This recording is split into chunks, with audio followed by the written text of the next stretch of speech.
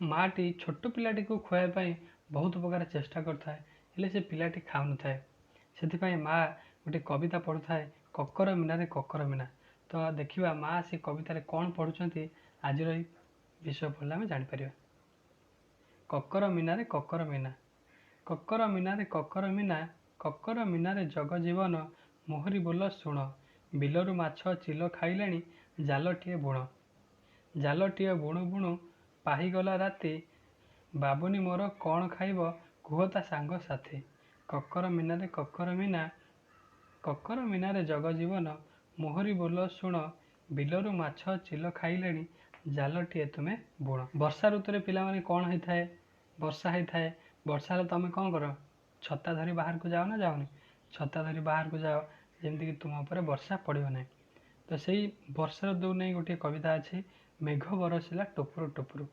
ମେଘ ବରସିଲା ଟୁପୁରୁ ଟୁପୁରୁ, କେଶୁରା ମାଇଲା ଗଜା, କେଉଁ ରାଇଜରେ ରହିଲେ ମୋ ରାଜା, ତେଲିଙ୍ଗି ବାଇଦ ବଜା।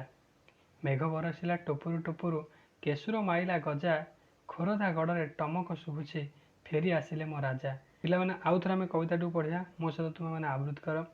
ମେଘ ବରସିଲା ଟୁପୁରୁ ଟୁପୁରୁ, କେଶୁରା ମାଇଲା ଗଜା, କେଉଁ ରାଇଜରେ ରହିଲେ ମୋ ରାଜା, ତେଲିଙ୍ଗି ବାଇଦ ବଜା।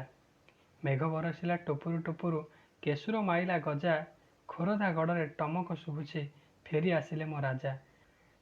ମେଘ ବରସିଲା ଟୁପୁରୁ ଟୁପୁରୁ, ମେଘ ବରସିଲା ଟୁପୁରୁ ଟୁପୁରୁ।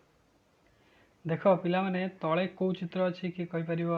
ନା ତଳେ ଆମର ପନିପରିବା ଚିତ୍ର ଅଛି। କେଉଁ ପନିପରିବା ଅଛି?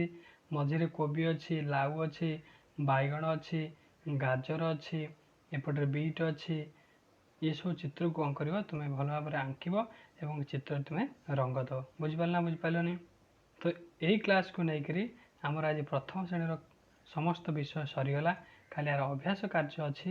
ଅଭ୍ୟାସ କାର୍ଯ୍ୟ କରିଦେଲେ ଆମର ପ୍ରଥମ ଶ୍ରେଣୀ ପାଠ ସମ୍ପୂର୍ଣ୍ଣ ଭାବରେ ସରିଯିବ। ତାପରେ ଆମେ ଦ୍ୱିତୀୟ ଶ୍ରେଣୀ ପାଠକୁ ଆରମ୍ଭ କରିବା ହେଲା। ଯାହା ବି ତୁମର ଅସୁବିଧା ରହୁଛି ମୋତେ କମେଣ୍ଟ ସେକ୍ସନ୍ ଜଣାଇବ। ଆଉ ଯଦି ଚ୍ୟାନେଲରେ ନୂଆ ହେଇଥିବ ତାହେଲେ ଚ୍ୟାନେଲକୁ ସବସ୍କ୍ରାଇବ୍ କରିଦେବ।